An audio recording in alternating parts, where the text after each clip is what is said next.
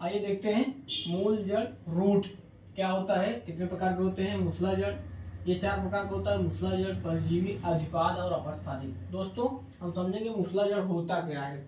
तो मूसला जड़ हर पौधे में ये मूसला जड़ होता है, जो कि सभी पौधों में आप देखेंगे, पीपल हो, नीम हो, कोई भी और छोटा पौधा हो, पेड़ हो, उसमें सब ये सीधा एक मूसला जड़ होता है। इसके बाद में उसमें पतले पतले हेयर रूट्स होते हैं।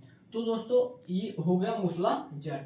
अब हम देखेंगे परजीवी। परजीवी क्या होता है, जो कि परजीवी एक अमर बेल का पौधा होता है, जो नाम से समझिए परजीवी किसी दूसरे के ऊपर निर्भर होना या उसके साथ जीवित होना। तो अमर बेल का जो पेड़ होता है, किसी के ऊपर ये ऐसे रस्सी की तरह ऐसे फेंका हुआ दिखाई देता है। आप लोग फोटो में देखे होंगे, अभी तो हमारे पास स्क्रीन तो है नहीं तो दिखाते हैं। तो ऐसे रस्सी की तरह फेंका हुआ होता है, ये अमरबेल का पेड़ होता है।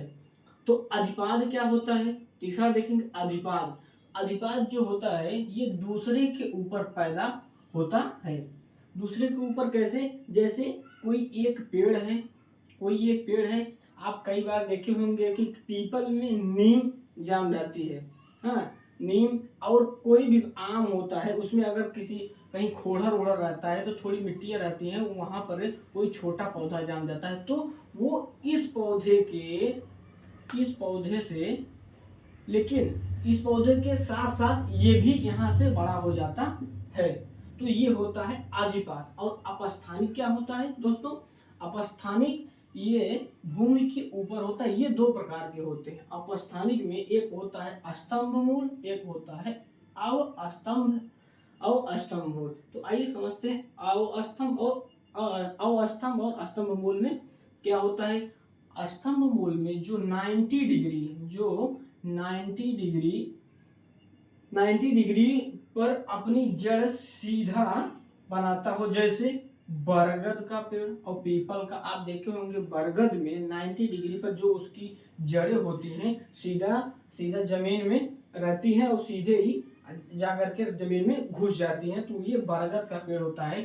स्तंभ मूल में ये सबसे अच्छा उदाहरण है। और अवस्तंभ में आप देखेंगे, जैसे ये हो गया, देख लीजिए ये गन्ना हो गया या मक्का हो गया, उसके सपोर्ट में उसको गिरने न दे, ये इधर से एक ऐसे ऐसे हेयर रूट्स होते हैं, ये बहुत मजबूती के तरह से पकड़े रहते हैं इसको। हाँ, ये बहुत मजबूती से पकड़े रहते हैं। जैसे मक्का हो गया, जब मक्का में फल लगता है तो गिरने नहीं देता है, जब फल थोड़ा बड़ा हो जाता है तो गिरने लगता है। तो इससे क्या होता है, ये मजबूती से पकड़े रहता है, तो इसका जो है ये गिरने नहीं देता है। तो ये अवस्तंभ हो गया।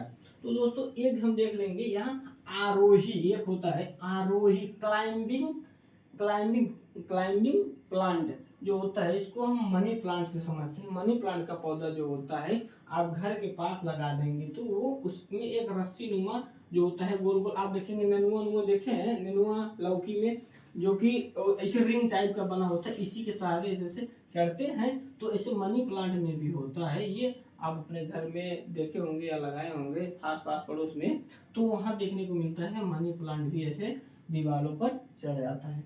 तो दोस्तों हम लोगों ने ये चीजें देख ली। और जो है कि यहाँ देखेंगे हम सलजम, गाजर, मूली, हाँ, और शकरकंद, ये कैसे कौन से जड़ में आते हैं। तो आइए देखते हैं। ये जो होता है ये मॉडिफाई फ्रूट्स में आते हैं, जिसको मॉडिफाई मतलब जिसे हम खाते हैं, जैसे सलजम हो गया, गाजर हो गया, मूली हो गया और शकरकंद हो गया।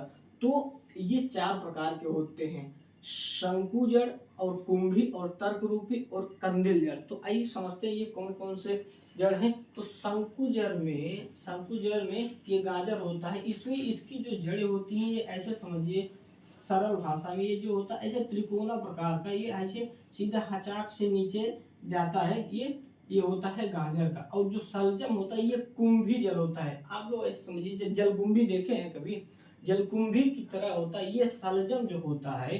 सलजम में भी ऐसे ये पतले पतले, जैसे मान लीजिए ये सलजम बनाइए तो उसमें भी ऐसे पतला सा होता है जो जड़ होती है, इसके बाद पतले पतले ये हेयर रूट्स होते हैं। और तर्क रूपी मूली, इसकी जड़ जो होती है, मूली की जड़ को तर्क रूपी जड़ कहते हैं। ये मूली में होती है, मूली भी ऐसे रहती है लेकिन इसमें भी जो है पतले पतले हेयर रूट्स होते हैं, लेकिन इसका जो जड़ होता है मेन वाला ऐसे पतला और नुकीला होता है, सीधा जमीन में जाता है। और कंदिल, कंदिल जड़ ये जो है शकरकंद आप देखे होंगे, शकरकंद में भी ऐसे होता है, लेकिन आलू में नहीं होता है ऐसा।